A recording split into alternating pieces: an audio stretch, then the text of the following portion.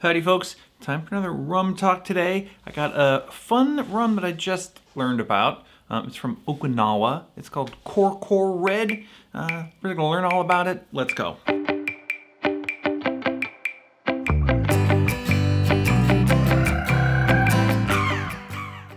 Now I got a lot of positive feedback from my last rum talk video. People seem to like these rum videos, even if you can't get hold of the rum that I'm talking about. So I'm plowing ahead with a rum that I don't think is very widely distributed. I got mine from Astor Wines a little bit ago. I just don't know what the distribution on this stuff is. Anyway, it's called Cor Cor, and it comes from a distillery called the Grace Distillery, which is in Okinawa, Japan.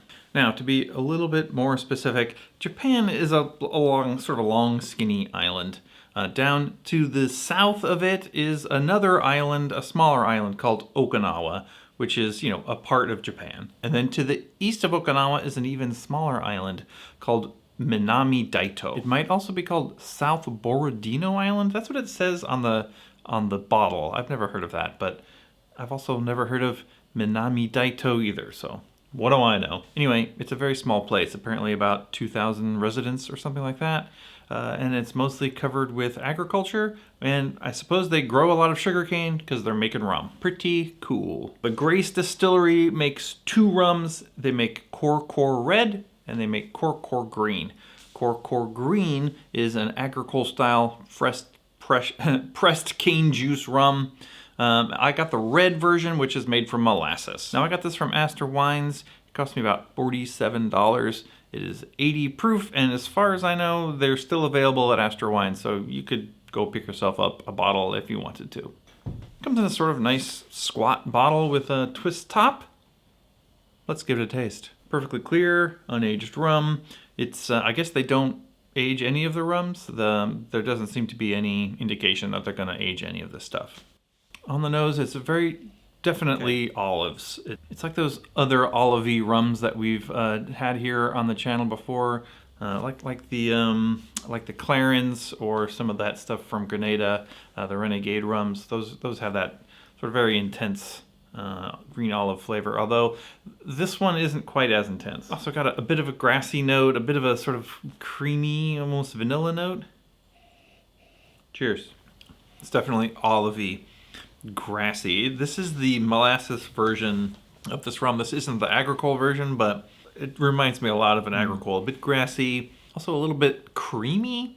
I don't know if you remember the Urpan Charonda in that kind of fun blue bottle.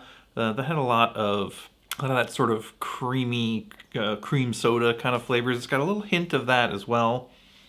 A little bit spicy, a little bit of maybe like a white pepper or something. It's got a lot of these sort of very strange, unusual flavors that you get in these unaged rums, like the Clarence or the Renegade. But it's much less intense, sort of much more easy to drink. I've been finding myself reaching for it and drinking it because it's only 80 proof, and like it's interesting and fun, but it isn't like blowing my face off, if you know what I mean. For example, like the Oaxacan rum Paranubes, you're familiar with that. It's very intense. It's got these crazy olive flavors, and the flavors are just like amped way up. But this stuff from Okinawa, the Japanese stuff, it's much more subtle, a little bit more nuanced, a little easier to drink. I'm really enjoying it. You know what, maybe just for comparison, I'll try a little bit of that Clarence right now as well. Now, this is the Sansan. This is the only one I currently have on hand.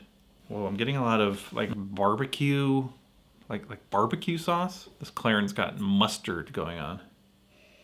Like a South Carolina. I think South Carolina makes those barbecue sauces that are sort of mustard based. Sort of, that's what this smells like a mustard barbecue sauce. Oh yeah, very weird. Super savory, but then like very intense. The proof on this is 53, which is not super high, but like the intensity of flavor is just, it's kind of a little bit overwhelming.